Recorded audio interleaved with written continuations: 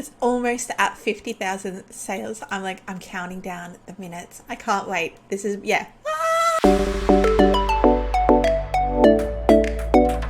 as you can see, I've finally hit that milestone of 50,000 sales in my biggest store, Hey Lovely. So pretty excited. I was celebrating that. I couldn't believe it when it was like just under. So yeah, overwhelmed, excited, and it's been a massive journey for me. Like, I feel like I've completely changed as a person since I started that store. I've had another tiny human, so I had my fourth child while that store was active. Things changed. The adpocalypse happened with Etsy, which I will go into later in this video. But I'm also going to be like dishing out some tips on stationery and selling wedding invitations. So if that is the niche that you are possibly interested in, then definitely stick around to the end of the video, because yeah, I've got a lot of good stuff in here. So let me jump across to the screen share. I'm going to show you some statistics and tell you a little bit of like, well, how the store evolved, how it started, and all of that good stuff.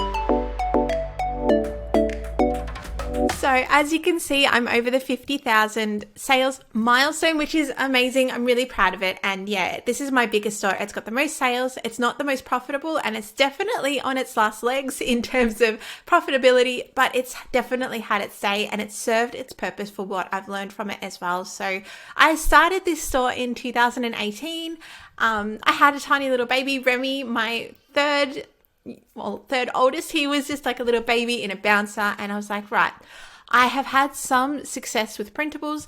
At that point in time, I had a store called Plum Hollow Press, and it was just selling editable invitations. So they were editable invitations, but they weren't in template like Hey Lovely. They were actually in Adobe PDF. So you'd buy the PDF and you'd open the PDF and it would be all editable. It was very, very limited. I had a lot of frustrated customers because they were like, oh, I can't change anything. And yeah, it wasn't the best solution. So right when I was about to start this store, I actually found Template. Now, if you've heard me speak before, Template is the bit of software that I actually have all of these products loaded into, and it allows the customer to go in and edit everything, move it around, and then download it. So it really makes, well, it really takes what was a quite annoying process and turns it into a really, really passive income sort of system. So I definitely love Template, and I found it and I'm like, oh, I'm going to sign up. If this is this new company, I'm going to sign up. I'll become a beta tester. So I did. I was one of the very, very first Template sellers,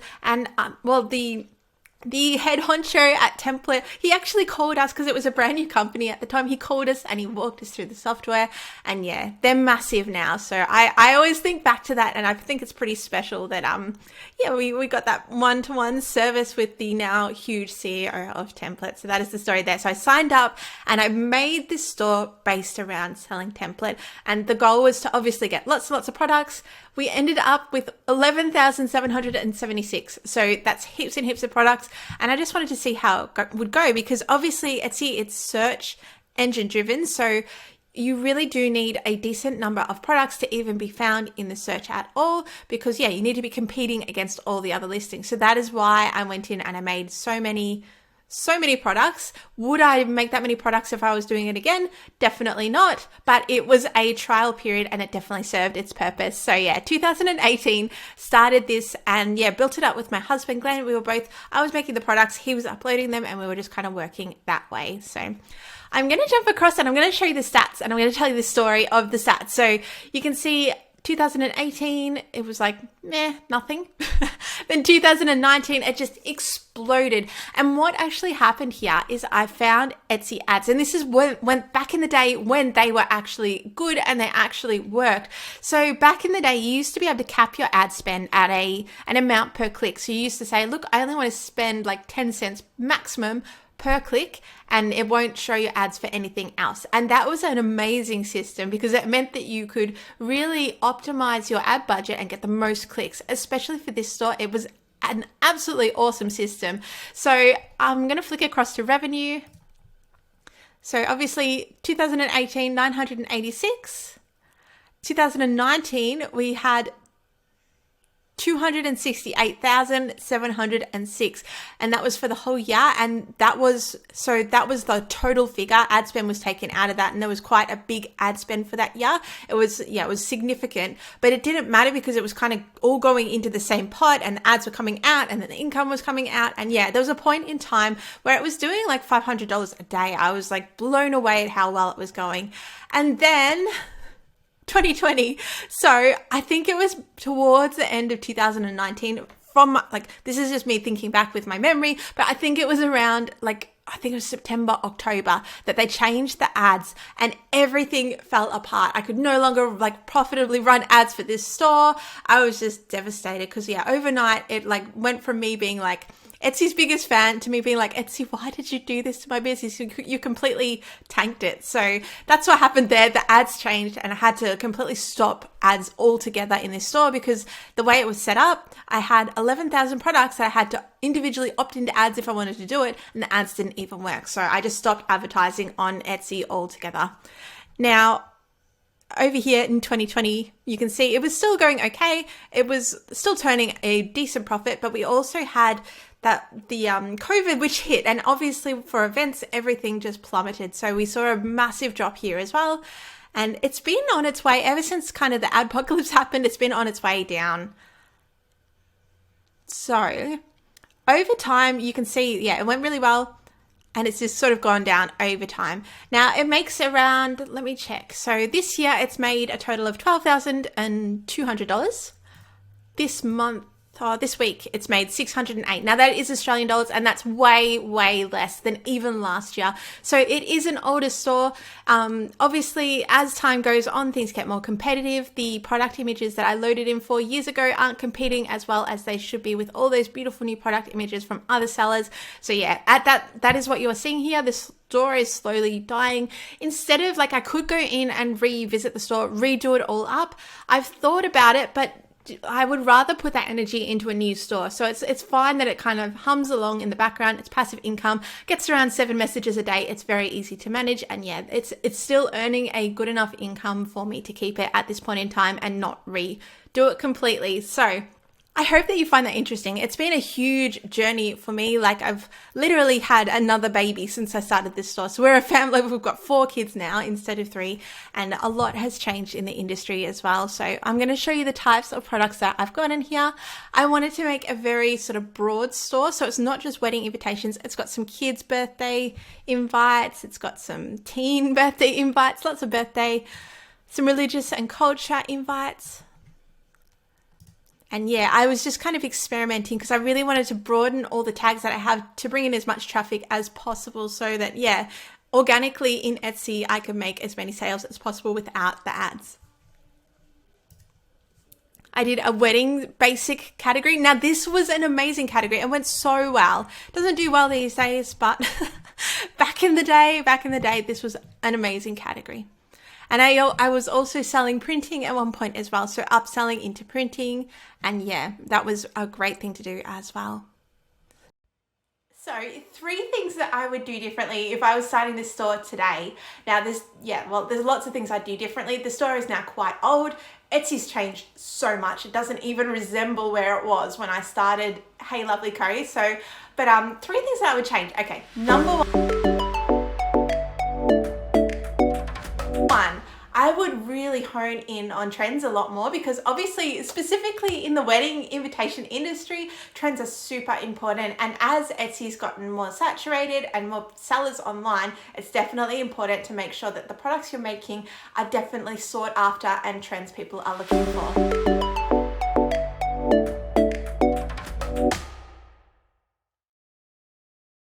So tip number 2 would be I would put a lot more effort into the presentation of my products. Now, video was not even a thing on Etsy when I started this store. So basically it came in like a year after I even started the store, and none of my listings had video at all. And obviously to go through and make 11,000 videos, I wasn't doing that. So for me though, if I was starting from scratch and starting from the ground up, I would make sure I have videos and really, really high quality product images on all of my products, because it makes a huge difference with the way that those products convert when people click on them, because obviously we're fighting for traffic, but it's another thing to convert it into actual sales. So we really need to make sure we exhaust every opportunity to kind of show what makes our product special and sell it to the customer.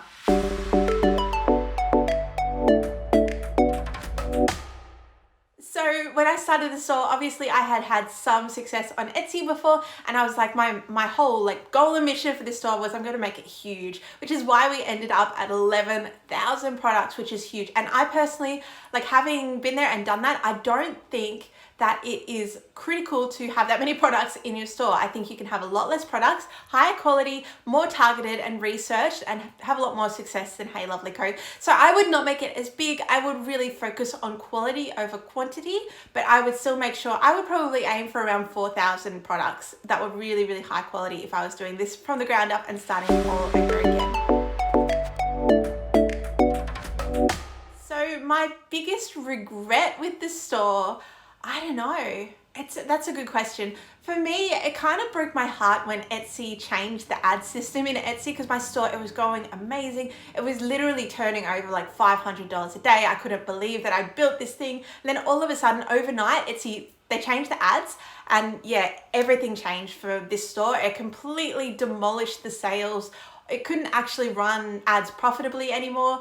I had 11,000 products turned on with the ads, and I had to manually, if I wanted to actually run ads at all, I had to go through and turn on those listings individually. So I had to go through and manually go through 11,000 listings if I even wanted to run ads. And when I actually did that, it didn't work because Etsy had changed their ads, and they're still awful. I do not recommend Etsy ads one bit. I think that they're very, very difficult to run at a profit. And yeah, so I don't know if it's a personal regret, but it's something that I'm sad about with the store, because I do feel that the adpocalypse with Etsy completely destroyed Hey Lovely, and it was only down from there.